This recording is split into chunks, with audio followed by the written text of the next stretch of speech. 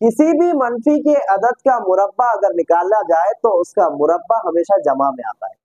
तो क्या किसी भी मनफी के अदद का मुकब अगर निकाला जाए तो क्या मनफी में आता है?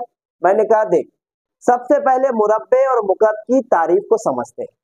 मुरब्बे की तारीफ, किसी भी नंबर का अगर मुरब्बा निकालना है तो उसी अदद को उसी अदद से ज़रब देने पर, कितनी बार? 2 बार, तो आने वाला जो हल होगा उस अदद का मुरब्बा होगा।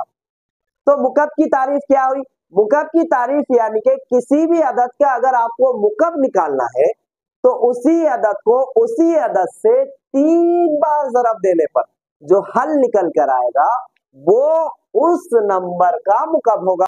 कहा समझ में नहीं आया? मैंने कहा इधर देख, एक एग्जाम्पल देखते हैं कि -3 की दूसरी, यानी कि -3 का मुरब्बा निकालने के लिए हमको क्या करना पड़ेगा? -3 को ज़रब देना पड़ेगा -3 से, 2 बार ज़रब हो गई। तो यहाँ पर देखिए, आपको मालूम है कि मनफी की अलामत जब ज़रब के अंदर ज़रब करती है तो मनफी हो जाता है जमा, और 3 तिया 9, यानी कि मनफी के अदद का मुरब्बा जो आया है वो जमा में आया है। जमा लिखो या मत लिखो, कोई मसला नहीं, तो ये जमा 9। अब मनफी के नंबर का मुकब क्या जमा में आता है देखेंगे।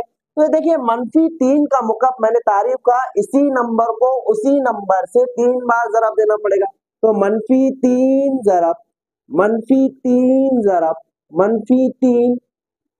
अब बच्चों को यहाँ पर मुकब निकालने में थोड़ी सी प्रॉब्लम भी होती है, तो मैं आपको कहूंगा कि 2 हिस्सों में निकालिए। सबसे पहले तो आपको क्या करना है कि ये सामने वाले 2 -3 का ज़रब दे देना है। तो मनफी ज़रब के अंदर होता है जमा, और 3 तिया 9। अभी एक 3 बाकी है मनफी का पीछे वाला, तो उसको लिख दे ज़रब -3।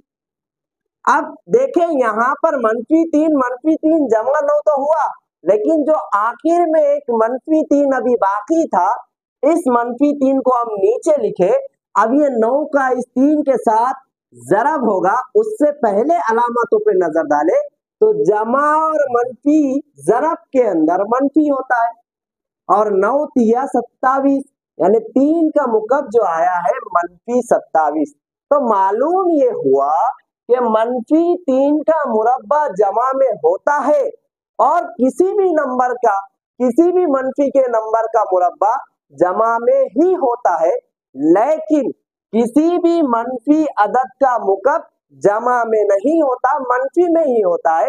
वजह ये लिखी जाएगी कि मनफी जमा तो हो गया, लेकिन फिर जमा मनफी हो गया 9 तिया 27। तो इसी तरीके से -4 का मुकब मुझे निकाल कर इसका जवाब कमेंट में दीजिए।